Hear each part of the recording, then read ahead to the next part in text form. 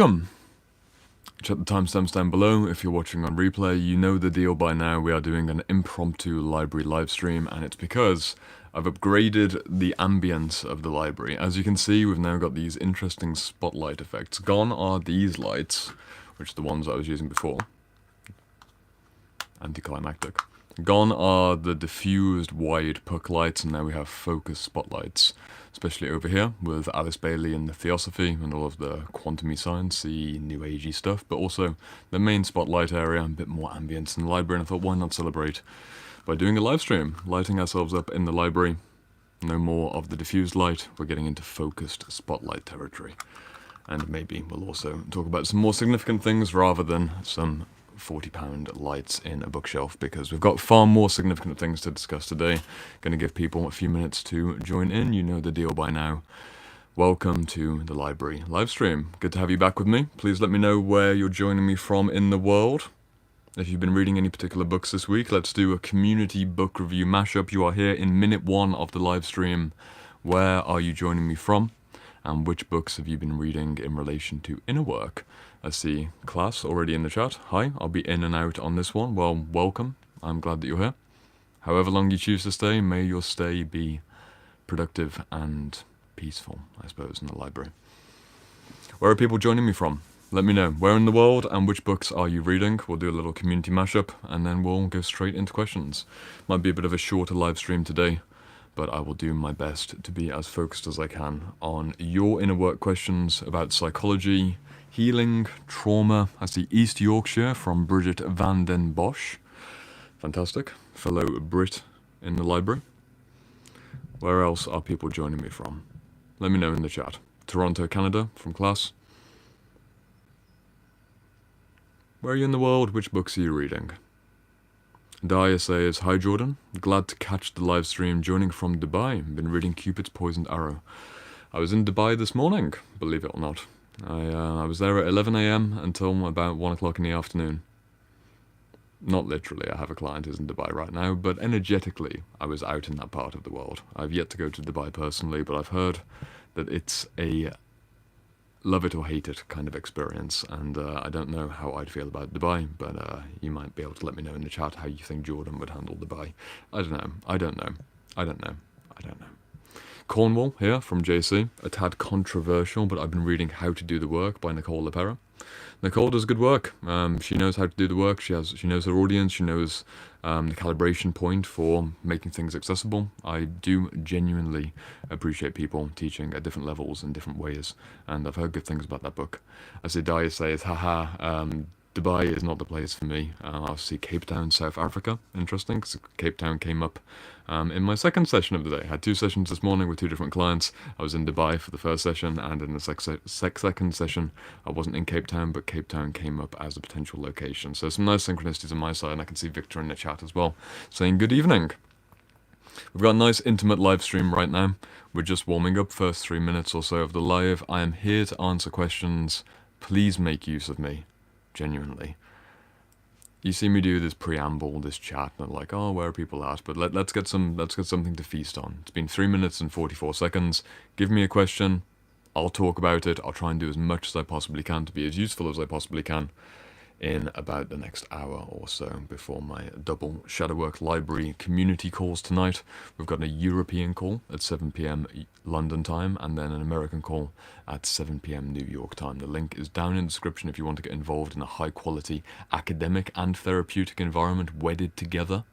The best of a university, the best of group therapy. Emotionally feeling, not legally speaking, emotionally, that's what it feels like.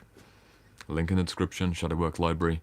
You won't get an experience like this at this price, at this depth. I already know that a few community members are here in the chat right now, and yeah, it's nice to see people who I'm going to see even later on tonight already here, so welcome. See Viktor from earlier, Brinny, I see you here as well. And Siddharth Jain says, joining from India, reading Beelzebub's Tales to his grandson by Gurdjieff. I believe I have Gurdjieff potentially just down there, or he may have been removed from the library and put elsewhere. The Tales of Remarkable Men. I think that was, or Meeting with Remarkable Men, Gurdjieff was one of the books, but I read 3 of his books and wasn't potentially the one for me. And Viktor says, I discovered my puer problem was more significant than I realized. Ah, Viktor, what's been going on with your puer your inner child? Some good questions coming in. What do I think about EFT and tapping? So EFT is emotional freedom technique. You may have seen people doing this. Feels quite good. There's deep science behind it, supposedly. There's all kinds of things you can do. You can tap in different ways. I've never practiced it personally. I've seen people go through long experiences of therapy where they'll do multiple months of re-tapping and rewiring in one way or another. I'm not the expert on this modality. I generally avoid any modality which is one single thing which promises to bring many, many, many results. Apart from the fact that I recommend books. My one single thing that I recommend is books. But in terms of like this therapeutic technique is going to give all of the experience. Just be careful. Use a saw when you need to cut, use a hammer when you need to hit, use a bandage when you need to wrap, use a stitch when you need to stitch. EFT can be fantastic for certain people in certain situations. I've heard it's particularly good for certain unconscious traumas, but also you will need different techniques depending on what you're working on. So that's pretty much all I could say about EFT. I have nothing bad to say about it, but I'd like to see it as part of a toolkit within a wider group of tools for your inner work purposes. J. Flem says, best book on Christianity or Christian mysticism. I have the best book for you. I'm going to get it. It's from 1911, I believe. Long-time viewers of the channel will know what this book is. This is, I think it was first published in 1911. It's a nice, rich red hardcover. This copy was owned by someone else, but then you can see right there, might be flipped on your screen, but I put Jordan Thornton 2020. Made it my own. Yeah, first published in 1911, and this copy was published in 1942. My 1942 copy of Mysticism by Evelyn Underhill. I believe it might be flipped around on your screen, but you are a smart person. You can screenshot this one and flip it around on your phone reel. This is without a doubt the most comprehensive Christian mysticism, traditional high-grade academic, but also very soulful, very practical mysticism by Evelyn Underhill. This is the book to begin with, and if you've already read this book, anyone who's already watching the channel, they want to know about the voices and the visions. I mean, look at this, proper old school book, and heavily highlighted on my side as well. What you'll find from this book is effectively a bibliography chain. You'll be able to read a book like this, and you'll be able to be massively inspired, like myself here. I wrote here in the marginalia, dark to the intellect, but radiant to the heart. And I believe that this book actually inspired me to start writing poetry. I believe this is one of the books where I've got a poem that I wrote inside of the margins. If I remember correctly, I was inspired. I'm pretty sure it was this book, because I get quite animated in my highlights. What you'll get from this book is a general sense of mystical insight, and I believe that I wrote a poem, I suppose 5 years ago, inside of the back cover of one of the chapters. And if I can find it quickly, I'm going to read a poem for you. See if my poem from my mystical awakening 5 years ago emerges to me. If it doesn't emerge to me, then it wasn't meant to be this time around. But it might. It might not. I know that I wrote it in this book, but it's 550 pages, so it's not appearing very quickly at all. Let me know in the chat, have you ever been so inspired while reading a book, especially an old hardcover like this, that you start writing poetry in the margins? Just write poetry in a book? I know it's taken a while, but if you're watching it on replay, you can just skip forwards to the point where either I find the poem, or I don't find the poem. We're going to give it 15 more seconds. If I don't find it, I don't find it. Is it meant to be? Might not be. If I was more YouTube aware, I'd do this, and I'd show you that I'm flipping through the pages, but will it come through? Was it meant to be? I don't believe. Unless it comes up immediately. Let's see. Next page? Might be. Might be. No. We haven't got it. However, we got close. We got very close. The page we landed on says the word William Blake. So we landed on a poet's name. We landed on Blake and his 70-year-old. So I got close enough. We got close enough on the page with William Blake.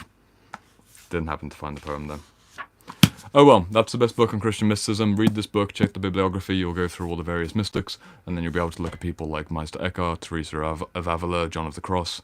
You've got, yeah, those are three big names. That's enough for most people. John of the Cross, Teresa of Avila, maybe Hildegard of Bingen. That'll help. Go and read the original source material. Yes, I see Jay Flim in the chat saying, "Ha, awesome, thank you." Cool. You are welcome. Sorry that we didn't find the poem. It would have been a mystical poem of one form or another. If you don't know, I spent about 3 years, if not 4 years, writing poetry more or less every single week. So if you ever wonder why I have this lyrical language when I'm speaking online, it's because I conditioned my mind with traditional rhyming poetry. I'd write in classic 14-liners with traditional AB, AB, AB, or AB, XB, AB, AB, like AA, BB, proper rhyming structure with 8-syllable, 10-syllable, 12-syllable.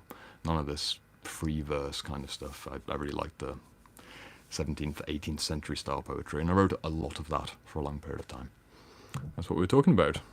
If you got questions for me, this is a live stream Q&A. If you're joining live, just put question in the chat, all caps, put your question. I'm going to try and do as many questions as I can in about 1 hour or so. We're moving on to the next one from Oksana. What is your thoughts on the end of the shadow work? Is it lifetime commitment? Good question. Does the shadow work ever end? Definitions wise, shadow work is integrating unconscious material. By definition, does the unconscious ever end? I don't believe so. The literature would say that as you expand your consciousness in the center, the unconscious at the top and the bottom levels, geographically speaking, psychosynthesis being the model that I'm using here, the higher unconscious and the lower unconscious expand in proportion to the expanding consciousness at the middle of your identity. If you operate the field of will and the I as a circle in the middle, and that expands, it pushes out in proportion, because as you see clearer, you see further, but the unconscious goes on forever. Imagine a spotlight. The spotlight is shining into the darkness, you increase the strength, you see further. How far can you increase that strength? How far can you increase the clarity of consciousness? Generally speaking, the shadow work does never end. However, there's a difference between the personal shadow and the collective shadow, between the personal unconscious and the collective unconscious. Personal unconscious is various senses, impressions, images, ideas, narratives that are stored in your personal history. Your name, your identity, your family, your culture, your body, your sexuality, religion. That's your personal unconscious material, repressed beneath the band of ego awareness. That can be cleared out to a 90 to 95% degree. In terms of collective unconscious, which is the wider theme of human unconsciousness, you won't get to the bottom of that. Unfortunately, you won't, but it is very much a lifelong theme. Just chill out and enjoy the fact that you'll only go so far, and that's completely fine. On this channel, I encourage people to get 80% over the threshold with their self-healing, which means 80% authentic, 80% self-integrated, 80% free of the crappy bullshit behaviors like smoking and drinking and bad relationships and procrastination or overwork, 80% free of the shadow behavior, 80% of the shadow entities being in contact, and 80% of the shadow territories being claimed back from the unconscious. That's generally what I try and advise. But technically speaking, the shadow work does never end. So hopefully that answers your question. And if you're feeling a bit stressed out by it, then please do take a chill pill. Genuinely. It gets easier. I see more questions in the chat from Rahul. Hi Jordan. When someone speaks in declarative statements, how do we hold space for them while battling the impulse to convince them that all or nothing thinking is problematic? Great question. So Rahul's saying, when someone's speaking in firm declarations of it is this way or it is not this way, how do we hold space for them while battling the impulse to convince them that it's not all or nothing? Well, interestingly, I have to play devil's advocate. Why do you believe that holistic thinking is the right thinking? Bit of a challenging statement. You're saying to me, how do I hold space? I'm on your side. I'm playing around. Not against you. Not for you either. I'm holistic. How do I hold space for somebody who's saying this is the right way or the wrong way? How do I express my superiority and infinite wisdom that there are two sides to every coin and not everything is black or white? Guess what? You're making a declarative assumption yourself in your philosophy that holistic is better than declarative. Very interesting, right? At the unconscious level, just peel back to see if there's a superiority complex beneath there, if there's some kind of grandiosity that holistic means better. That's declarative, right? Just look for that.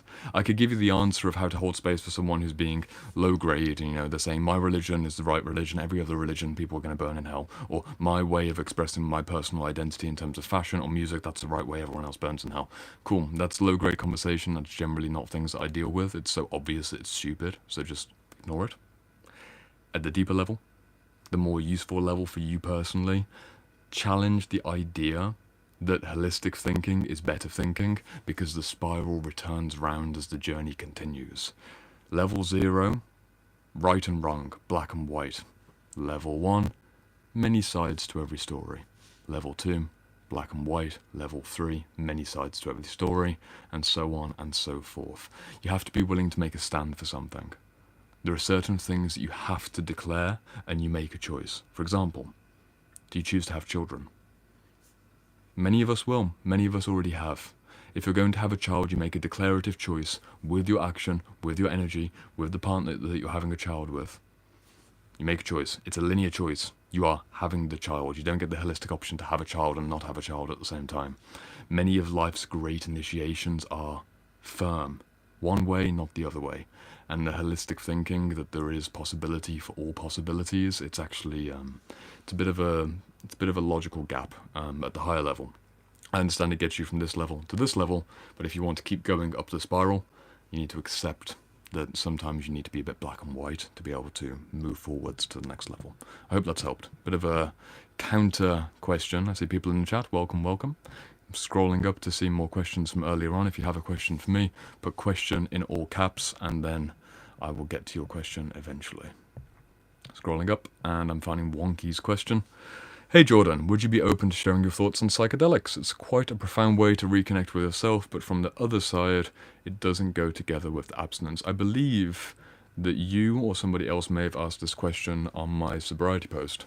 I put a post up last week announcing 6 years of sobriety, and I was harvesting questions for a big mega video that I planned for today, but it is not coming out today because I finished 3 client mentorships this week, and I'm starting 3 client mentorships within the same week period, and I've also got 2 group sessions inside the Shadow Work Library. So I've realised, you know what, I'm stretched a bit too thin emotionally for some very important emotional work with the individuals who I work with at depth, so I just haven't got around to doing the video, because it's going to be an hour and a half realistically.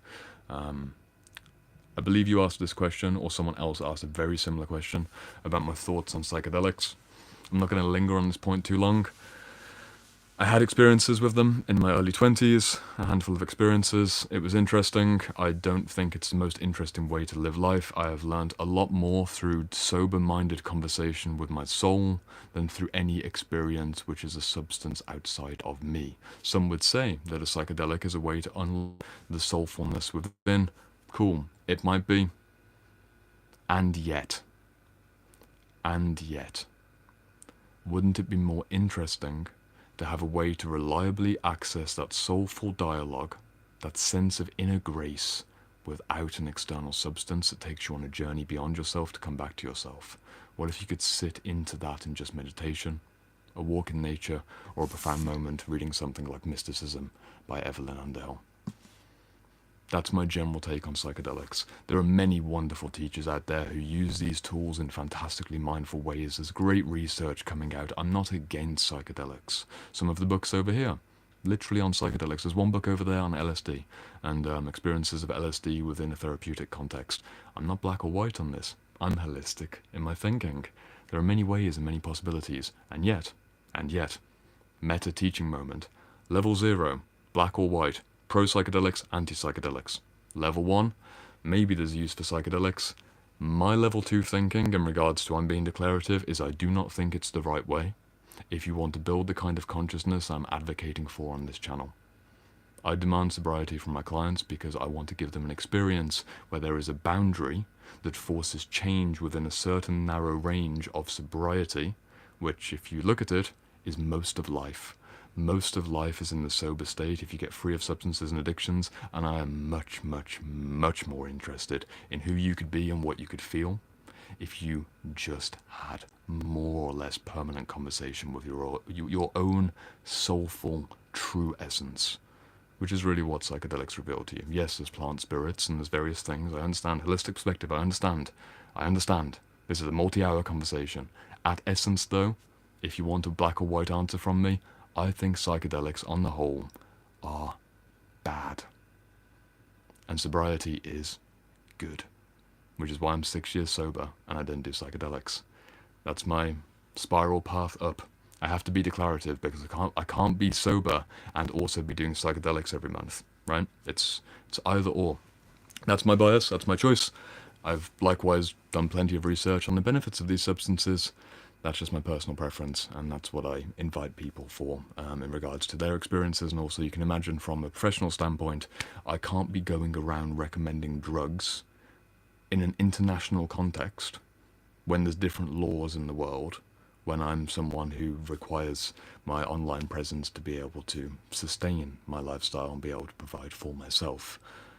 It's too risky. It's genuinely too risky. It's not a hill I'm willing to die on. So I can talk about the therapy and the research that's going on out there, but if I start recommending that people do things which are illegal, I can't do that. I literally can't do that. If you read between the lines, I can't do that. All it takes is a certain type of person to see that, and I would be hit. There was someone inside my Shadow Work Library community who asked when they joined the community, because we're talking about books. Inside the Shadow Work Library course, we have 36 books as part of the curriculum, and I got a private message one day from a new community member, very intelligent person, and they said very politely, is there a way for us to exchange PDFs with each other? And I said categorically no. That is not allowed in the Shadow Work Library. You can't exchange PDFs for free with each other. You have to go and buy the books yourself because of legal structures. Whatever an adult chooses to do outside of a place that I occupy, that is their choice. But if I'm occupying space and they're inside of my container, taking up some space, they're coming inside of me, and I'm morally and ethically responsible for someone and they have a bad experience, or they do something which is legally inappropriate, that hits me. I'm being real with you. I'm being genuinely real with you. I'm not trying to make it bigger than it is. As genuine practical world concerns, if you're a teacher working on the world stage, you have to be careful what you're saying and what you're suggesting. When it's just you with your friends or it's you in a private conversation, you can say pretty much whatever you want. Right now I've got 60 people or so watching me and maybe 1,000 or so on replay. Just look out for it. That's why I don't recommend psychedelics, for several reasons. That's why I don't do it. Personally, I don't believe in it, and in terms of recommendation, there's a variety of reasons I don't talk about these topics online. Hope that answers your question. I'm just trying to give you an honest answer. Again, if we were having a private conversation one-on-one for several hours, you'd get a very different answer from me, at more depth, at more clarity, with more nuance. But for 5 or 6 minutes on YouTube, that is the best you're going to get from me just now. But I hope it helps and I hope you feel the honesty behind the scenes. I see Georgia saying, is meditation an element of practice in Christian mysticism? And have you found it reading the Bible enlightening? Of course it is. And you can call it prayer. I mean, contemplative prayer is meditation. The entire monastic tradition emerging in the Middle Ages and then solidifying in the high period of the Middle Ages before the Reformation, that is monastic life, where it is effectively a walking meditation through the day with rituals and services. There's various moments throughout the monk's calendar where you're living in constant prayer. I went to Portugal last year, and I went to a place near Lisbon, and there was a monastery which I believe was 800 years old. It was around 850 years old. In fact, this is the pine cone that I retrieved from the monastery. Ready to see my big pine cone that I brought back from Portugal? This is my monk's pine cone. Look how big that is. This pine cone came all the way from Portugal, and it is the biggest pine cone that I've ever personally laid my hands on. It's imbued with this monastic consciousness from these monks in this wonderful stone mountain monastery overlooking the hills. And if you walk around the space, not only is it very cramped in, but you'll also see that the architecture of the space is very much conducive to a constant meditative, prayerful, mindful lifestyle. The monks in traditional Middle Ages would do a lot of work outside in the garden. Of course, there's different orders. For example, the Dominicans are different to the Franciscans, etc., etc. I'm not going to go into biblical theology. I'm still learning about this stuff myself. But the massive pine trees surrounding this monastery and the work that was done in the gardens, you couldn't spend time in prayer, reading the Bible, or listening to songs or silent prayer, and not go out and connect with nature, and likewise be in the meditative consciousness. And I keep this over here, just on the side, next to my oil diffuser. And yeah, from my perspective, if you really understand transpersonal psychology, prayer and meditation are pretty similar. There are distinctions where people would write entire books about the exact technical distinction, that prayer is often used as a way of asking for something beyond you. People will pray, for example, "Dear Jesus, give me this," or "God grant me this," or "Jesus or God or Allah help me with this, this and this." Generally speaking, people don't say, "Buddha help me with my groceries," "Buddha help me with getting my money up." Different practices, East and West. I'm overly simplifying things, but you know this. You know there's a technical difference between prayer and meditation. Generally speaking, deep mystical practice within Christianity or Islam or Judaism is meditation. And deep meditative practice also becomes mystical. There's just different variations of mysticism: non-dual mysticism, nature mysticism, formless mysticism, or idolatry, idol-based mysticism. It's like the figure of Jesus, an idol, an icon. Many ways to take this. Seeing in the chat, going there for the questions. I see Sapora responding to the pine tree. "Hey everyone, excited to be here. Fun fact, I have a pine cone just like that. I saw it and knew I wanted to keep it. Beautiful." Very good taste, Sapora. I'm going to scroll back up on the chat and get some questions again. If you have a question for me, just let me know. Question and then your statement. We're going to try and do as many as we can this time around. Less about me, more about you. Question: do you think bioenergetics is better than radical undoing? Well, I have no idea what radical undoing is, so clearly I do think bioenergetics is much better. I've never heard of radical undoing, but that's bioenergetics over here. And if you want a fantastic book that I read this week or last week, I believe it was this week, this is a hidden gem in bioenergetics. Only just found this one. Really, this is top tier. If you've already read Alexander Lowen and you haven't read this book from 1986, you are missing out. You're going to have to screenshot it and flip it around. It's Bonding by Stanley Kellerman. Right there. This book is a bioenergetic approach to the transference and counter-transference relationships between client and therapist. If you're not a client or a therapist, this is about projection. This is about what's happening at the bodily level when you're connecting with another person. This book is fantastic. Fantastic. I wish I had found this 5 years earlier. It's a thin volume. It's a very technically precise volume. There's a wide variety of diagrams. That you can screenshot this if you want to. Again, you have to screenshot it and mirror it. These diagrams are technical, they are precise.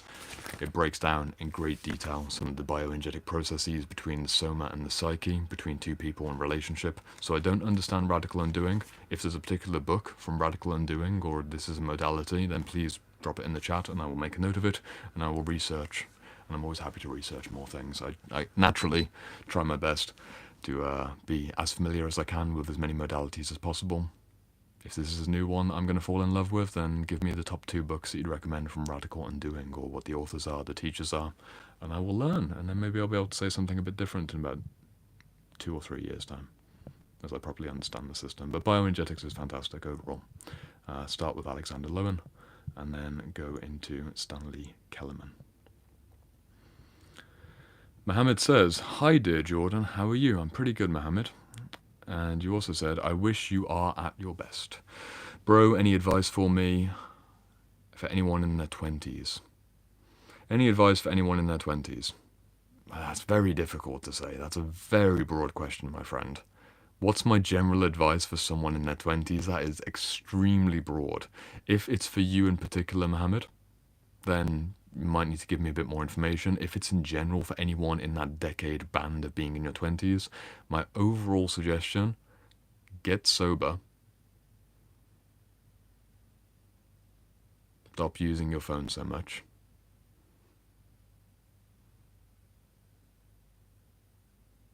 Honestly, if those two things were done, that would be good enough. If everyone who is in their 20s on planet Earth got sober, meaning they're not actively hooked on something like this or they're glugging, and they're not escaping their problems via the substance, that would create a baseline condition for more inner work and baseline conditions for consciousness to rise because you're not polluting yourself. And then if they stopped using their phone so much and they weren't constantly scrolling like this, they'd then also have the focus and the attention span to be able to follow through on the sobriety in the first place. Stupidly simple advice. I could give loads of technical advice if you gave me the exact situation, Mohammed, that you're asking about. But for everyone in their 20s, get sober. Get focused. And mainly for most of us, you're watching this on YouTube, means getting off the screen. There's a reason that I take 4 days per week off of social media. This week I read 5 books. I read some psychoanalysis books. I mean, I've got them on my phone. Got them on the phone that I'm recording. I can't remember which 5 books I read. I read 3 to 5 books every week. And some of them are fantastic. Which are the ones that I remember? This one's fantastic. I'm going to be using this one for years. Some of them are more or less shit.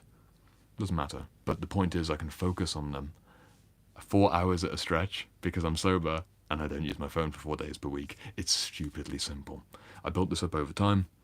It's been about 3 years of not using phones on Mondays and then Tuesdays and then also Wednesdays, and you get the idea. You've heard me talk about this before, and yet at the same time you're probably still using your phone in an excessive way.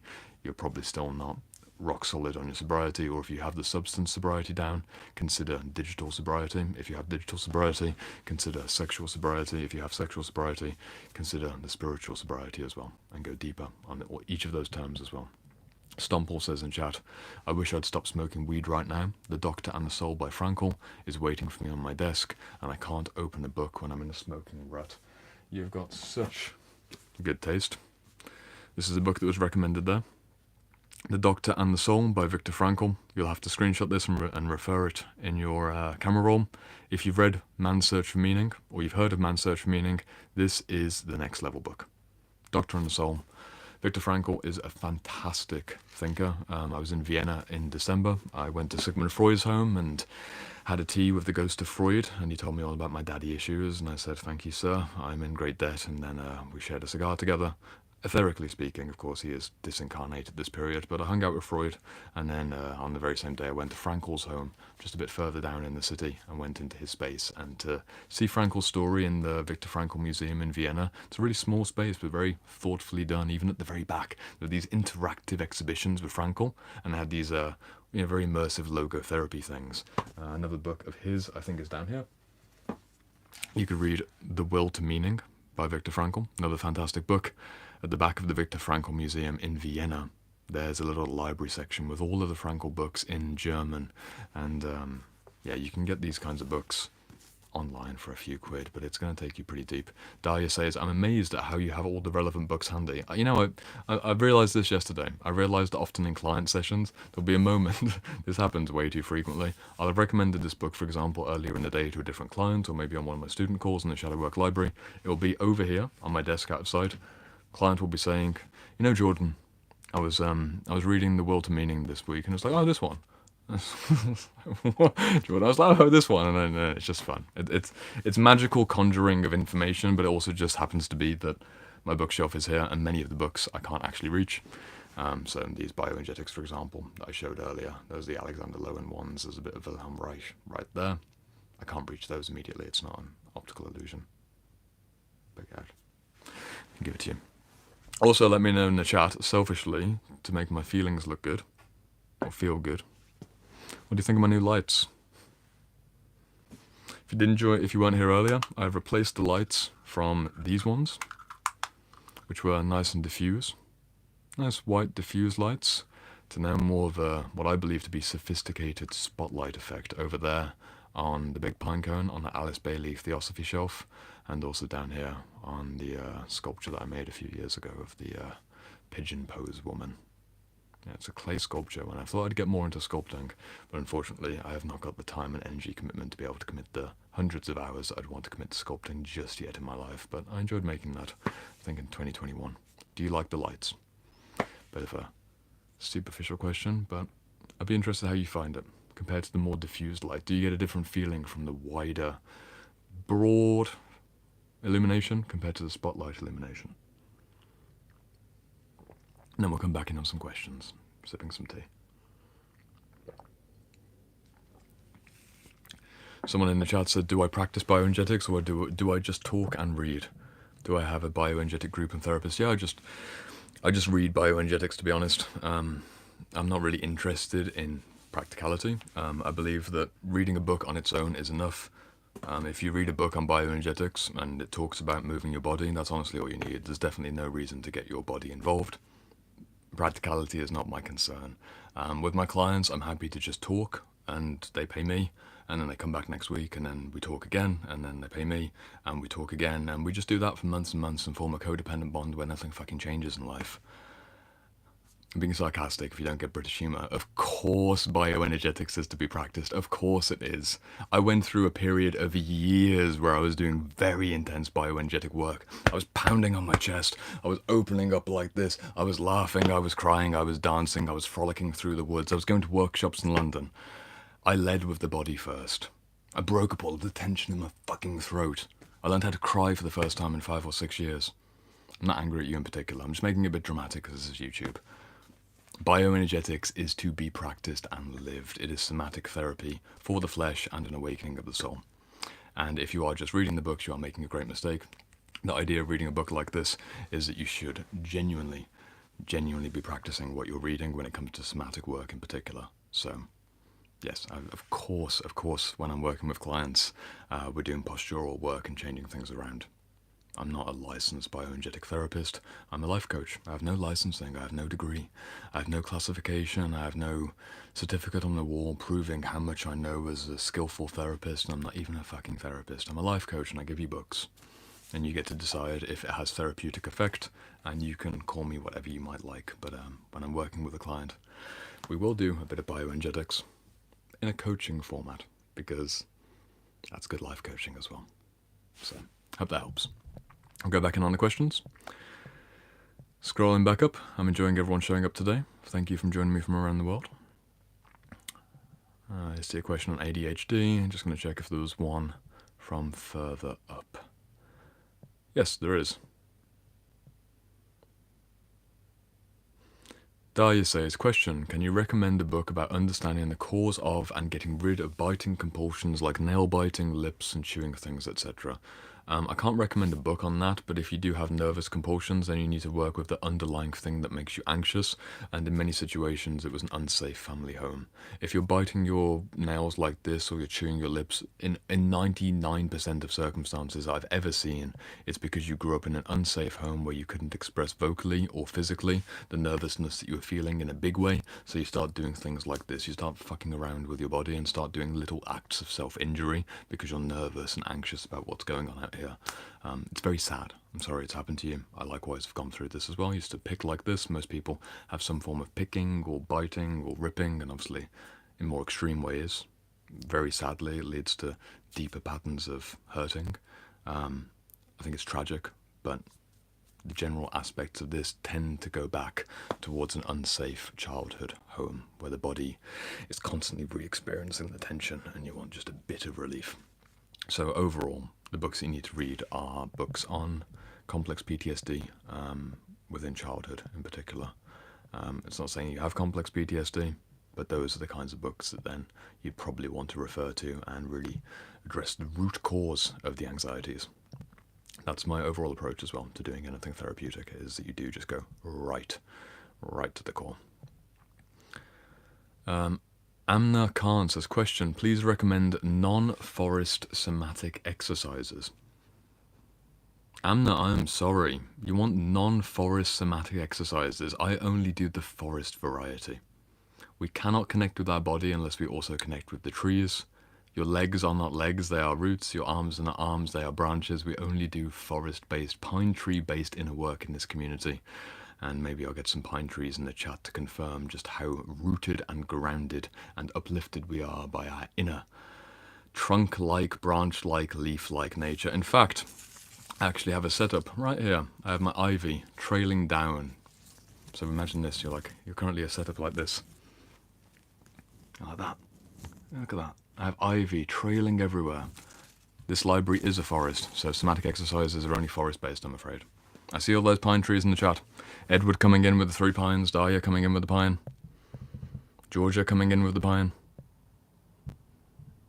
Only forest-based somatic exercises on this channel. I'm afraid you're going to have to go elsewhere for the boring yoga studio somatic exercises. We do it in the woods, we do it barefoot, we howl at the moon, and that's the way we do it around here. So, yeah, good luck on your search. Another question from the chat.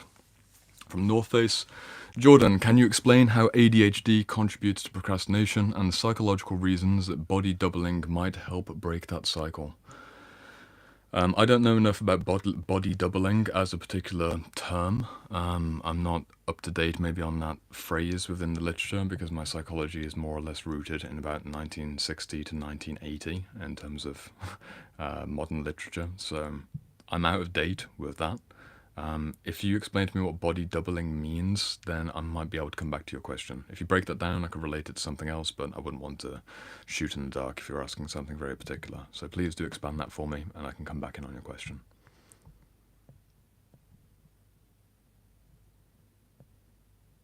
The Diana says, do you have any books about connecting with Sekhmet, if you know who she is? Well, I believe that Sekhmet is an Egyptian goddess. If the answer is, do I have any books on connecting with a particular Egyptian goddess? The answer is no. I'm not even going to joke. I don't have any books on Sekhmet in particular. I'm sorry. But you can probably Google that and probably find at least 70 books if you just go through the Google archives and probably pick the best ones. So good luck. Pavel says, hello Jordan, thank you so much for your beingness. I wonder, are you familiar with the work of Ira Prograph, and if so, what do you think of it? Ira Prograph in terms of... No, that's Ida Rolf. No, I don't believe I am. I've heard of the name. If you recommend... what are the most popular books? I might, Pavel, I might know Ira. I don't recognize the name immediately, so clearly it hasn't had a particularly important effect on me. But you might summon some awareness from me. Let's go back into the questions. Celine from about 10 minutes ago, perhaps. I think I'm about 10 minutes late on the chat, so forgive me if you are asking questions now. I will get to them. There's just a bit of a backlog, and I'm trying to do as many as I possibly can, so do submit your question right now. I'm going to come in. We're going to do as much as we can in this live stream. Celine asked about 10 minutes ago. Good to see you here. We spoke several times over the last few years, so good to see you on live stream. You said, hi Jordan, I have a question. I've been back to cigarettes and doom scrolling, so I know I'm avoiding things, but I'm super scared to face them. What's a nice way to ease back into the work? Limitation, Celine. If you're hooked on smoking and you're hooked on scrolling, when I quit smoking, this was again about 6 years back, I didn't have necessarily the firm hardline approach that I did for drink and drugs because it phased out. This is something I'm going to talk about in the sobriety video when it comes out, how I phased out from different substances. I went super hardline on drink and drugs, but then cigarettes was a principle of limitation for several months, and then it became the hard line. There was that phasing out period in between where it was about reduction, and for me practically I'd smoke half a cigarette at once. I'd smoke half a cigarette and then I'd wrap it up in paper and smoke the other half a cigarette a bit later on. Just gradually reducing back. It's not creating too hardline an approach. That's what worked for me personally. And gradually I reduced from about 5 cigarettes a day down to 4, down to 3, down to 2, down to 1. And then eventually just started missing days. And that worked for me practically on cigarettes. In terms of screen addiction, similar principle. Try and take 1 day off per week where you take 24 hours with no social media. Super simple, super achievable. I know you can do it. And then you can use the phone as much as you possibly want for the next 6 days. You can go on all possible screens. You can get 2 phones out at once and start double scrolling and be like an absolute mad woman. But just take that 1 day off.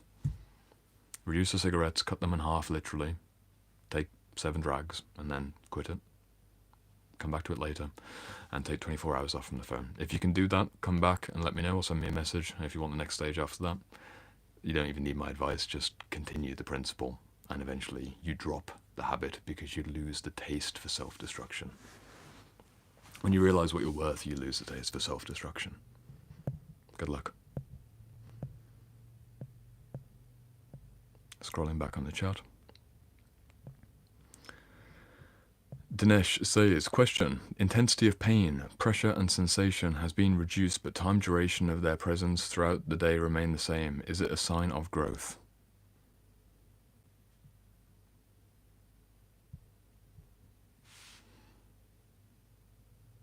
So the intensity of your pain is the same, but it doesn't last as long.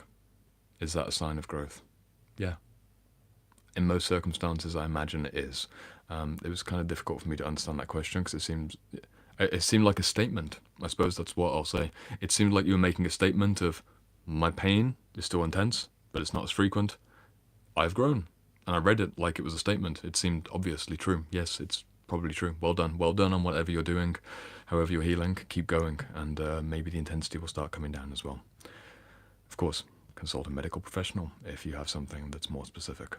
Ivy says, question, what do you do with the books you bought and don't like? How do you recommend building a personal library? The books that I bought and don't see value in get banished to the garage, or they get turned into furniture in one way or another. And I don't necessarily mean complex furniture. I mean they end up being propped up in a stack. For example, beneath my desk I have my cable management system where I've got a nice multi-port charger, and I need it to be higher up on the desk, so I've got a stack of about 20 books beneath the desk that hold up the electricity for my laptop and for this light that I'm using here.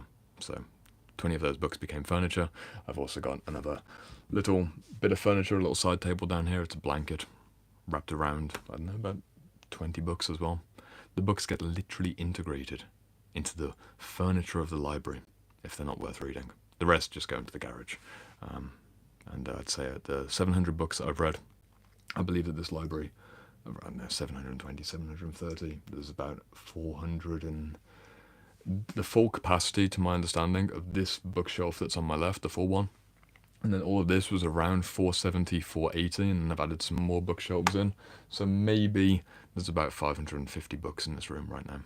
And the idea is that a book lives in this library if it would be useful to me, a client, a student, or a YouTube video. If it wouldn't be useful within the next year, it should be banished out. It should theoretically, for example, like The Will to Meaning or Doctor and the Soul, have a reason to reappear. I see Daya saying, why do you read physical books instead of Kindle? Daya, if you've been here at any point in the last 3 years on this channel, you probably would have heard me answer this question before. Kindle's a shit. It's disembodied, it's boring. Get yourself a physical book, get yourself a nice old second-hand copy. This book, come on, the experience. This book was published in 1973, originally 1955. This is a 50-year-old book. We have enough screens already. Give yourself an experience. A real dust. Did you see that? Actual dust coming out of the book. Get yourself a nice dusty paperback. Come on, enjoy the sensory experience. We have enough screen time, we have enough disembodiment. These are one of the last very cheap, very accessible ways to bring the mind-body connection through, and to have a physical book that you highlight and build a relationship with. Come on. Come on. This is supreme. Yes, I know that on the Kindle you can get anything and it's all very cheap and very instant, but sometimes it's good to wait a week for a book to arrive from somewhere else in a different continent in the world, and then get that old book that's got 50 years of history.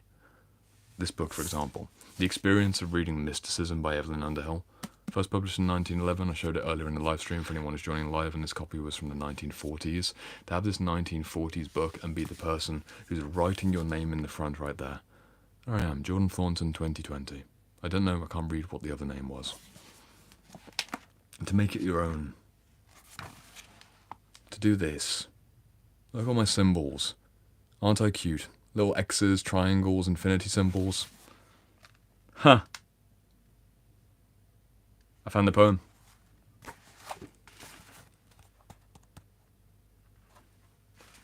If you've been hearing the whole live stream, about 30 minutes ago, I spent a good minute trying to find the poem in the book. I bought it out just now as an aside, and there is the poem that I wrote in the book when I was reading it 5 years ago. Page 72. What an experience. I'll read it for you in a moment. That is, that's light goosebumps on my skin. 500-page book, actively searching, and then by accident and mistake, the poem appears. I'm going to read it in my mind first, and I'm going to read it out loud. It's a single stanza, and I believe that there's a few more stanzas in here as well, because I got in the poetry mood. That's so funny. That's so funny. What a beautiful life we live. Nothing happens by accident. Well, I guess the poem wants to be read. I'll read it in my mind, and I'm going to read it out loud.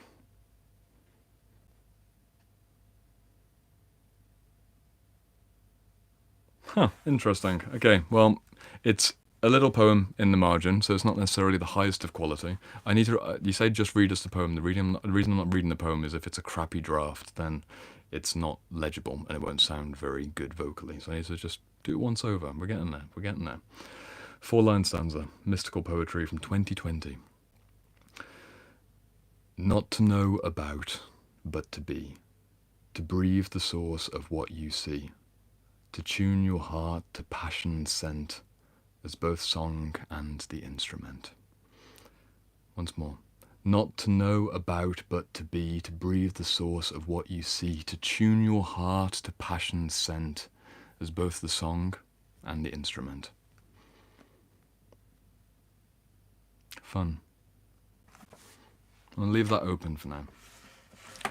The person who asked me why do I read physical books rather than the Kindle is because that wouldn't fucking have come out of me if I'd have read a fucking Kindle. If I had a Kindle, I'd be on a digital document and I wouldn't have had a pen, I wouldn't have the page, I wouldn't have had such an embodied relationship. The reason that poetry came out of me while I was reading this book is I'm heavily building the relationship, and I got to the end of the page, this arrow inspired me to then start writing this, the exact light. See, look, I'm just taking the idea. The idea at the end, from the final line. I'm going to read the extract. What do we really mean by mysticism? This book again is exploring Christian mysticism over the course of about 1,000 years and summarizing it all together. And then this is why I read physical books. This is one of the reasons I read physical books, the relationship, the conversation. I was reading these words. What then do we really mean by mysticism? Quote from Evelyn Underhill, 1911. Its employment merely confuses the inexperienced student who ends with a vague idea that every kind of supersensual theory and practice is somehow mystical. Hence the need of fixing, if possible, its true characteristics, and restating the fact that mysticism, in its pure form, is the science of ultimates, the science of union with the absolute, and nothing else. And that the mystic is the person who attains to this union, not the person who talks about it. And the final line, not to know about but to be is the mark of the real initiate. And I took that line and I felt inspired and I wrote, not to know about but to be, to breathe the source of what you see, to tune your heart to passion's scent as both the song and the instrument. An active memory of a creative process from 5 years ago because I had a physical book that inspired me and had the opportunity to add to the conversation with my own creative poetry. I really wish that you'd have this experience and it won't happen with a Kindle or a PDF on your iPad. It'll happen with a physical book. So enjoy the experience. I'm quite touched by this. I'm touched by the synchronicity that I searched for that, and I get to talk about this in this live stream. I hope you're enjoying it. I saw some good support coming through on the chat. Class said in response, great flow, simplistic. I'm actually writing a poem right now, similar feeling or idea that you just read for us. Thank you. Miami Virtue says, both the song and the instrument echoes of Louis MacNeice, who once taught at your alma mater, Jordan. Interesting. No idea. No idea. Laura says exactly what I've been journaling about. The poem encapsulates. EB says wonderful. Jade says have to leave soon, but will this be recorded? Yes, this will be posted as an upload. Miami saying finding the poem in the book by accident means you've synthesized Freud and Jung into one Thorntonian self. That's the first time that I've ever had somebody say Thorntonian. I guess that is what my name would be. If I ever go as far to make a significant contribution, I guess it would be Thorntonian. Miami Virtue, you've birthed something in embryonic form there, so thank you. Let's go back to the questions. If you had a question that you asked me earlier on and you're still here, please repost the question in the chat so I can answer the questions of those who are here still and keep the conversation going. In the meantime, Georgia says, amazing, there's nothing better than finding little messages in old books. I wonder which future owner of your book will read that poem. I imagine that there won't be many future owners of these books in this library. Somebody commented on my channel this week asking me to push all the books back so that I don't ruin the books. My understanding is that in terms of library science, if the books are all at the front, the backs of the books end up warping, and they do this thing where the back does this. I guess it starts gradually going out. Unfortunately, and you'll probably see this book is from 1940 something. You can also see that's my coffee mug on the front. I damaged it. I don't care. I genuinely don't. I don't care about any of these physical books in this room beyond the point to which I know which books are the ones that you need to get into your library. This is all going to return to dust. There are a few books in this library that are literally falling apart. In fact, I'm going to get you one of the books that I read this week that is definitely falling apart because it's about 60 years old. It's a fun book. It's a bit racy. I'm not going to read the title out loud. You'll have to reverse it in your mind. But many of the books in this library will turn to dust as I turn to dust, and I would be amazed if the majority of these books are here when I'm in my 80s or 90s, because they've probably disappeared in one way or another, but I'll know which ones they are in terms of the title, and the hundreds of copies that I may inspire to be bought around the world. That's what I'm interested in. I'm going to get you a book. This is one I read this week. Aha. In addition to psychotherapy, this was a bit of a state break on the Valentine's Day week. I got this book from a second-hand bookstore in Oxford. There's a really good second-hand bookstore in Oxford, and it is very old. It's not the oldest of old, but it feels very old. It was published in 1958. You can see. Look at this. Ooh, there you go. It's ripping. Book title. Look at that print. What is going on there? It is a history of consensual adult group play. It might look like a racier book than it actually is. It's actually about the psychosexual makeup of predominantly the Greek and Roman societies. But this book is already from 1958, and as I was turning through the book, I frequently was ripping the corners because the pages just fall apart. Like here, this was me trying to turn the page just to the next page. Just turned it over here, and it just falls apart. It's papery. It's all paper. All these books die. There's a book that I was reading a couple of weeks ago about the history of library and the printing press, and if I remember correctly, the statistic is that of all the books that were published in 1600, less than 1% of them remain. 1600 being kind of the printing presses coming through from the 1450s, roughly when the printing press was established with Gutenberg, and then the European printing revolution. At the year 1600, the best estimate that we have is all the books that were written in that year, 1% of them remain, and the vast majority of them are biblical works because of the nature of the culture at the time. This is only 400 years into the future. Digitally speaking, we might be able to preserve information for centuries ahead, but I'm likewise of the philosophy that all of the work that I do in this library is merely a drop in the ocean, and it is very, very, very insignificant in the bigger picture.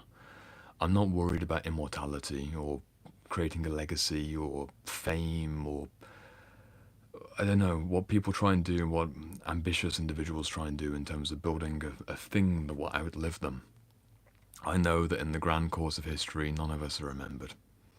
There are emperors, Roman emperors. You'll know Julius Caesar, you'll know Nero. You know a few of the other big names. What about Emperor number 26? Emperor number 34? They ruled for years. Hundreds of thousands of people. They were the ruler. They were the most powerful man of their empire. You don't know about them. Same with some of the saints. You don't know about them. What am I going to do? What are you going to do? And that's liberating from my perspective. And I think that philosophy is a genuine extension of the way that I treat these books, honestly. Any bit of information that I might possibly bring forwards, any contribution that I might have, any Thorntonian discipline that might come out of my work, it is merely dust. And I know it is.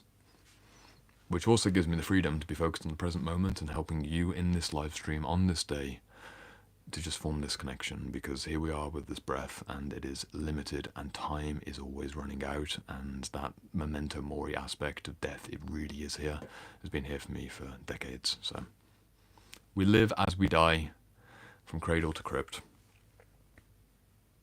So the books don't really matter, to be honest. I'm happy if the books fall to pieces. In fact, it's kind of more poetic if the books all become moth-like and dusty and spiderwebby. I see Class in the chat. I believe that earlier on in the chat you said you have to leave, but here you are, 59 minutes in, so I guess the live stream was captivating. You said, truly liberating way to live. Fame is overrated. Perhaps.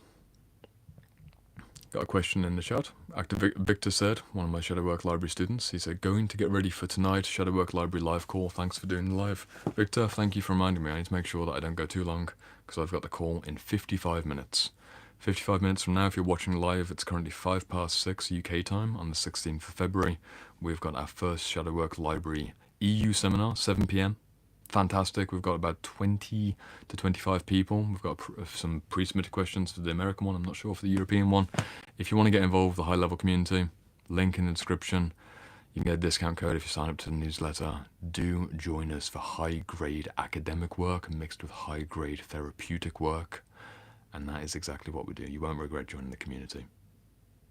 You'll enjoy what we're doing tonight in just 55 minutes. But I'm going to set an alarm on my phone, answer a few more questions, and then make sure that I don't go too far in terms of stealing energy from the group, because there's about 35 to 40 students who will be on these seminars tonight.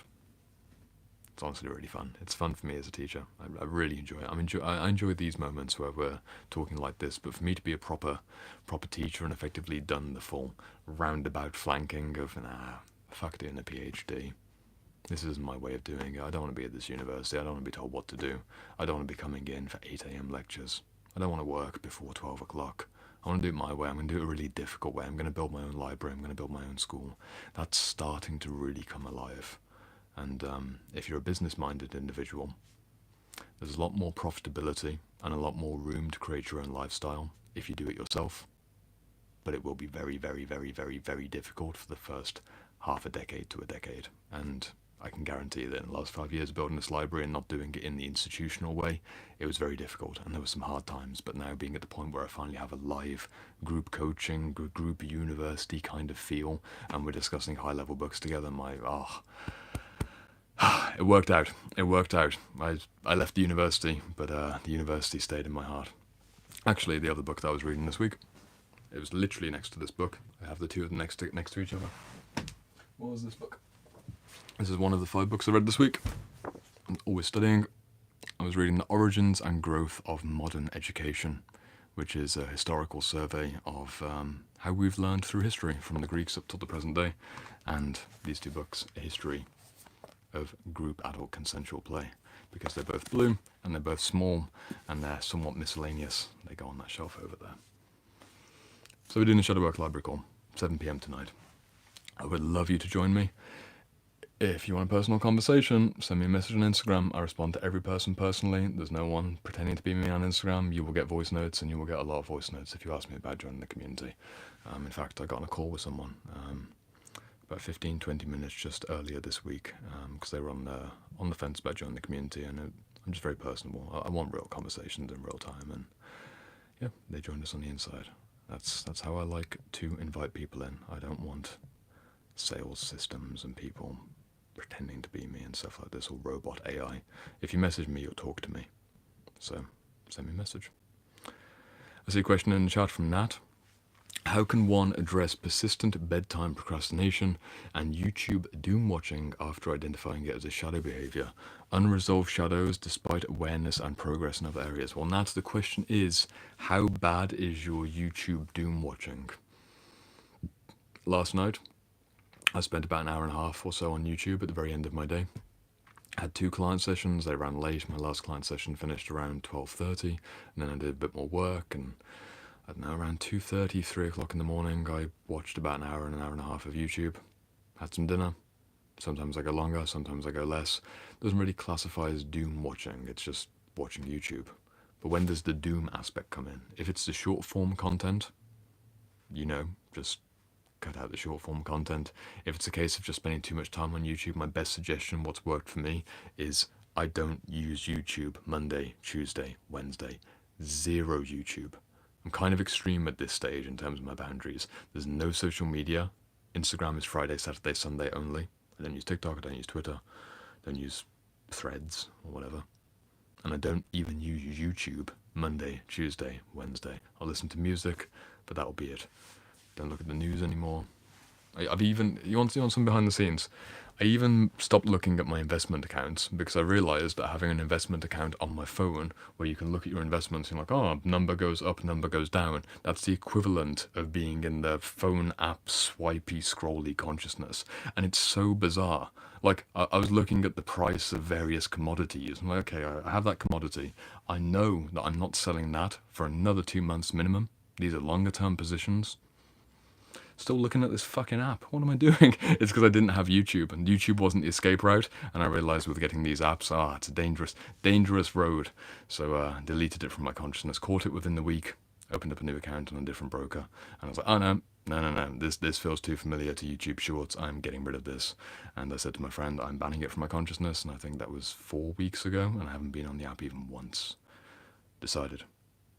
Because I'm not going to sell the positions until the end of March at the earliest, because that's the end of the UK tax year, so why would I go on the app? The reason I'm bringing commodities trading, and like if you're into this stuff and you track the apps and you're tracking the numbers going up and down and what your stocks are doing, it's just another form of entertainment. And if you're not moving the positions, what are you doing? So yeah, if there's more of an active, useful time waste, it's still a time waste. Just get off the app. I do Monday, Tuesday, Wednesday. No phones, no screens, just reading books, being in nature, walking. If you haven't got a day offline per week, try just getting a day offline per week. That's the foundation. Dinesh says, how did you solve your money problems between your history degree and coaching career? Great question, Dinesh. How did I go through the poverty days? Maybe a useful question for anyone who's struggling or going between careers. I thought ahead. For the 2 summers at university where I was working full-time, I think 3 or 4 months at a time, I saved a lot of money. I saved the majority of the money that I was earning so that when I graduated, I had a good buffer, and then I lived a very cheap lifestyle in between. I can't remember the exact amount. I had a certain number of thousands of pounds from working in student accommodation cleaning. My first job was literally scrubbing toilets, scrubbing shitty toilets, going in the showers and pulling out all these rat-like creatures of long hair from all the female students. I was doing all the literal, like the shitty job. And I enjoyed it because I had podcasting. I was 18, 19, and I enjoyed that. I remember listening to things like 4 Hour Work Week and Tony Robbins and all the classic self-help stuff.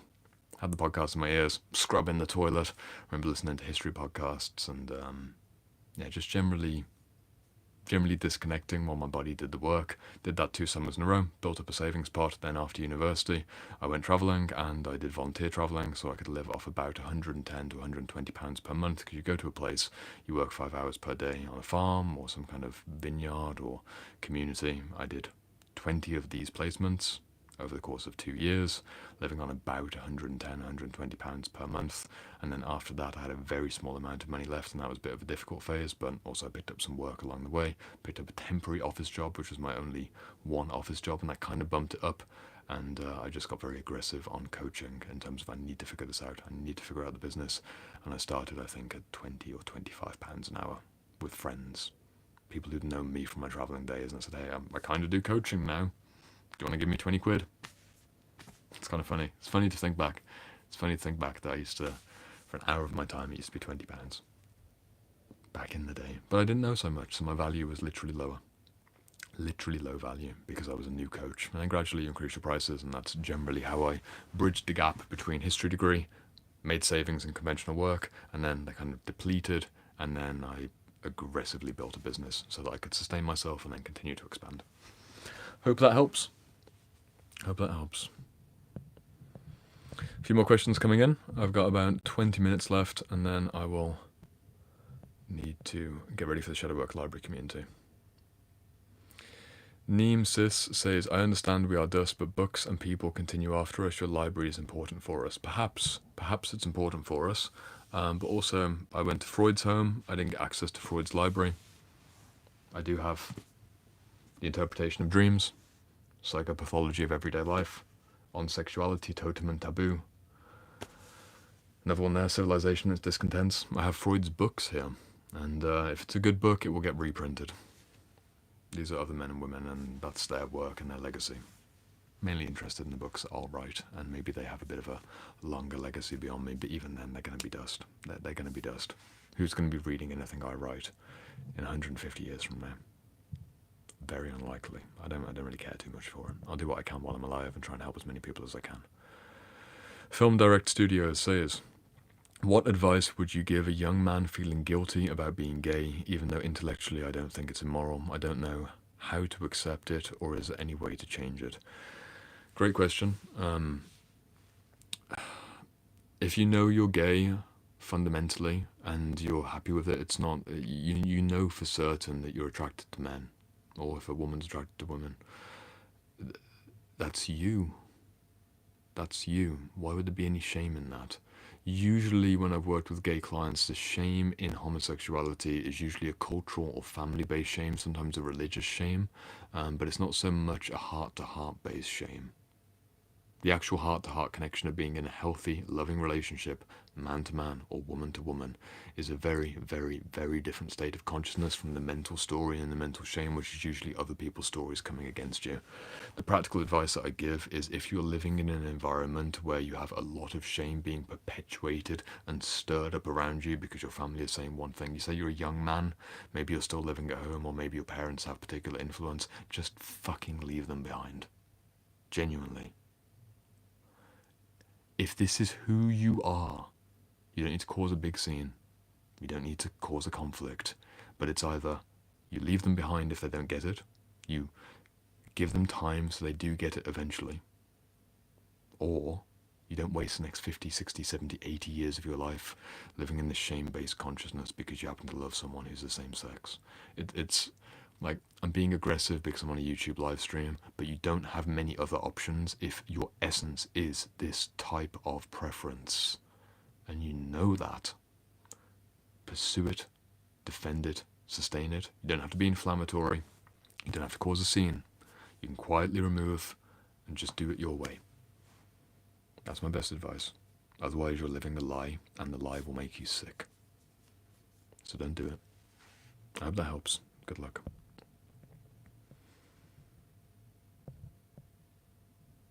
Looking now at the chat. Sham says, are you not worried that you will not find a woman on your level of consciousness to marry ever? No, not really. I think the deeper that you go onto consciousness studies, this is actually a general principle. One of the things that often comes up in client sessions and also in the Shadow Work Library, in the private community, and I believe we spoke about it 2 weeks ago, is as you raise your consciousness, of course your standards raise. So if you're a man or a woman, you need someone who's on the same level, right? Unless you believe that you are a particularly superior, grandiose, God's gift to the planet kind of individual, there's definitely thousands of more people out there for you. To make it about this community, if you're going up in your consciousness and you need more conscious dating, accept that you're top 1%. Top 0.1%. You're particularly amazing. Top 0.0.0.1%. Guess what? If you radiate that in a publicly visible way, you will attract a situation with your comparable opposite. The reason that you'd be worried to not find someone is either A, you believe that you're the sole custodian of high levels of consciousness, in which case you're arrogant and inflated, or you're too cowardly to express the truth of what you are in a publicly visible way, and therefore you're never going to attract a person in the first place. Somewhere between those two answers. So if you have high consciousness and you're looking for a high consciousness partner, you need to be that high consciousness authentically without extra inflation, and you then need to present that in a way that's visible so the right kind of person, man or woman, can find you and you can start forming a connection. It's very doable, very doable. Most people in this community can relate to that because we're interested in conscious relationships. Practically speaking, you just need to make sure you're not being a coward. And that means not dumbing yourself down or overly inflating yourself to protect yourself via a veil of incredible grandiosity. I see Shams in the chat saying, awesome, thanks for the answer. Yeah, genuinely. I'm a bit strong on my language today. I'm kind of feeling a bit chargy, but that is the bottom line.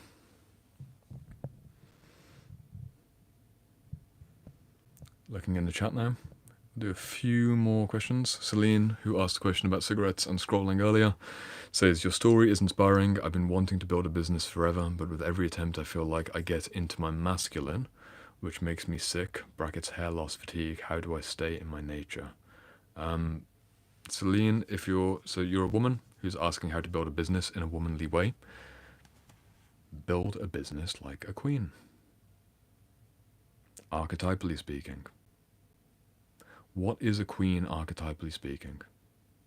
It's not the misunderstanding of what a queen is, which is she's a woman covered in furs, covered in jewelry.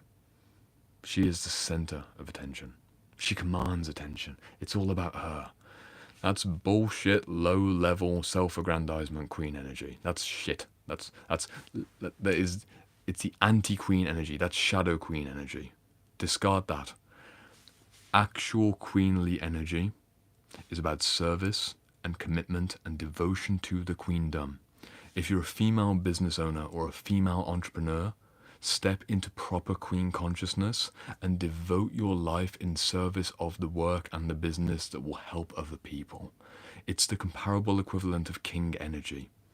There's not necessarily a gender to gender biological equivalent of warrior charging energy, because you're asking in your question, you're getting sick from too much of the charging, too much of the spearing, too much of the cutting kind of energy. Don't try and do warrior to warrior, but do go for king to queen. The queen who is in her power and in her radiance. If you think of archetypal images of the queen, the good queen, the good queen, the good queen waits in the throne room. The people come in, they ask for counsel, they ask for guidance. Fundamentally, she sits on the throne and she gives advice. And people come up to her and they thank her hand or they bow. She's given more than she received. She goes down into the streets. She gives, she gives, she gives, and eventually the people applaud her and they give back because she went first with the giving. Usually the classic stumbling block for any entrepreneurial person who's spiritually minded is that they have a bit too much energy invested in what this means for them, and they haven't fully gone through the journey of, if this all falls apart, and if I make no money from this, it's still worth it from a spiritual perspective. It's still soulful, it's still meaningful. So I hope that helps, genuinely. I hope that helps. I've seen it work with female clients who are also business owners. I've had dozens of female clients who are quite entrepreneurial, quite ambitious, and they find a way to do the work in a particularly feminine way, which is often the queenly archetype and maybe a bit of the priestess archetype as well. Not the witchy woman archetype, that's different. Witchy woman, doing spells, trying to find shortcuts, that's different from priestess energy. The priestess is devoted. She has practices, she has routines, she shows up consistently. You might say, oh, witchy woman is lunar-based, or maybe the cycles and seasons. Witchy woman tends to be a bit more feeling-based, which in a business context isn't necessarily the North Star, whereas a priestess can be devoted to goals and ambitions and intentions and stay on that path. So queen and priestess are my archetypal suggestions. He said that helped a lot, thank you. You're welcome. You are welcome. I believe that my battery is running low on my phone, so maybe we've got the final 5 minutes here. I see in the chat a few people coming in. Nurture Source says synchronicity will help align the right partner. Couldn't agree more, my friend. Couldn't agree more. Pranav says how to deal with character assassination and rage and the trauma associated with it. Firstly, I'm sorry if you've had your reputation destroyed. The only way up is to rebuild. If the anger, there's a dryness in my throat, interestingly. Maybe I'm just thirsty, but I suppose the coughing, that could be part of it. You need to get it out of you. If you've got that rage inside of you, something's, there's unfair treatment, spit it out, get the bile out of you. Throw it up. Get it into the journal, get your story out. Get it out in a safe space, even if that's the woods. Physically purge it. Somatic work and therapeutic work. That's my best guidance in a shorthand kind of way. I think I can take maybe one more question coming through. Peaceful Phoenix says, happy Sunday, Jordan. Do you have any advice to find community and friends who are on the similar path of working on higher consciousness? Peaceful Phoenix, I do have advice and guidance about how to find a community of people who are seeking higher consciousness. Can you guess what I'm about to say? If you look at the link in the description, you'll see the Self-Integration School, and you'll also see the Shadow Work Library. I have built this community. I've done it. It's there. There's 67 members inside the Shadow Work Library community right now. It's £675 to join for the whole year. You get a self-paced course. You get calls every week. It's there. It's right there. I know people are forming friendships. I know private messages are exchanging between people. I'm hearing from the students that they're forming deep connections. Because I've created a community where, if you think about this, look, I know it's a sales moment, but also this is, take the principle of what I'm saying. Don't switch off just yet. The principle of what I'm saying about the Shadow Work Library. If you can find communities where there's a bit of an entrance price, meaning in this case, it's £675 to join the Shadow Work Library for the year, you get a higher quality of people. There has to be a bit of a buy-in. On the YouTube live community, we get all kinds of people. You'll hear throughout this live stream different questions at different levels of consciousness. You'll see in comment sections different questions at different levels of consciousness.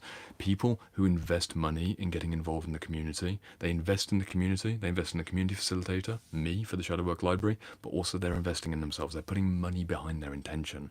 And the quality of consciousness in an intentional community where everyone's involved financially a little bit, that's much better than drop in, drop out, whatever. You don't feel like it today, no problem at all. It's all fine. It doesn't have to just be an online community. Literal communities offline where there's a collective farming project and everyone chips in a bit of money, that's also a good place for it. Literal communities in terms of people donating or people supporting financially, that tends to have an aspect of cohesion in the way that the show up and donate whatever you like kind of community doesn't. It just doesn't. It doesn't have the resonance point. If you want high quality, you have to pay for high quality. Is what I'm saying. Sounds capitalistic. I've yet to see an exception. Generally speaking, I've yet to see an exception. You might get lucky and find a few people at free spaces or open door policies, but as you go up the spiritual social hierarchy, as it were, your consciousness is raising, you want more mindful people, you generally need to get into more exclusive places, which will be weekend workshops, week-long retreats, and places like the Shadow Work Library, a digital community that is very academic. It feels like a master's classroom and it feels like very good group therapy. We've got a 90-minute seminar starting in 33 minutes time. You're welcome to join. The link's right there. It takes 2 minutes. £675 for the year. You can join me inside. You're going to get access to another 60 people. Kind of like me, not like me. But we're all operating on this generally higher band of consciousness. Last time in the seminars, we spent 45 minutes talking about ego death and the difference between ego death and mature ego integration. We also had a conversation about AI psychology. And we spent time looking at how ChatGPT and AI therapy is going to work or not work in terms of our collective consciousness. We had another conversation in the American sessions, 2 seminars per week, 7 p.m. London time, 7 p.m. New York time. Really fucking high quality conversations. The New York conversation touched upon addiction. People are sharing their addiction stories. People who are multiple years sober and people who are likewise beginning the sobriety journey. I'm not going to share all the stories because it's confidential, but imagine what it's like to be in a community and you relapse or regress or something bad happens to your intention and you show up in that call. You say to the people, hey, I missed the mark there. I lost my streak. And you get 7 other people who are high consciousness giving you a full in-the-round experience, almost like getting a group hug and getting a bit of advice in your ear from each person. That's what I've cultivated. I'm so happy to have cultivated this. It's happening every single week in the Shadow Work Library. I put out a post just this week on ego death, and people are commenting and sharing their perspectives on enlightenment and what they've realized in the spiritual journey. Journey's going 10 years back. If you want high quality community, you could join my community, the Shadow Work Library. I'd love to welcome you in. Personal voice note, personal conversation. You can message me on Instagram. Might even get on the phone with you. Maybe next week, it's Sunday, I've got some seminars coming up, but we can talk. If not my course and my community, find a place where you can invest a bit of money and a bit of energy, a proper devotion and a proper commitment, and you're more likely to get more back. It's my best advice. Also, paradoxically, don't get your hopes up. Paradoxically, don't get your hopes up. It's very rare to find people. It's rare to find people in regular situations. If you just go to your gym and expect that you're going to find a very conscious person who's all into holistic health and they're into reading these kinds of books I've been recommending on this live stream and they're also drug-free, you're not going to find it. You're just really not going to find it very much, which is why you're paying attention to my live stream on YouTube, because I'm a digital man here just outside of London. Don't know where you are in the world, but you're resonating with what I'm putting out. And I've just tried to gather in a group of people who likewise resonate with this. The whole idea of the Shadow Work Library is the most dedicated, most intense, most immersive, most serious members of this wider public YouTube community. They pay a bit of money to get the behind closed doors, inner circle, small group conversations, and they're benefiting from it. If you want to be part of it, link in the description. Otherwise, I will see you on YouTube this time next week, roughly speaking, for the next live stream. Thank you for being here. Gonna wrap this up. Got that call starting in exactly half an hour, and I believe my phone is on about 3% battery, so it's all in perfect timing. Thank you for being here. I see some good love in the chat. And again, gonna go back to this, the poem that I read from earlier. We'll close the live stream on the poem once more for the 4th round in, page 72 of Mysticism, reading from the book, poem I wrote 5 years ago.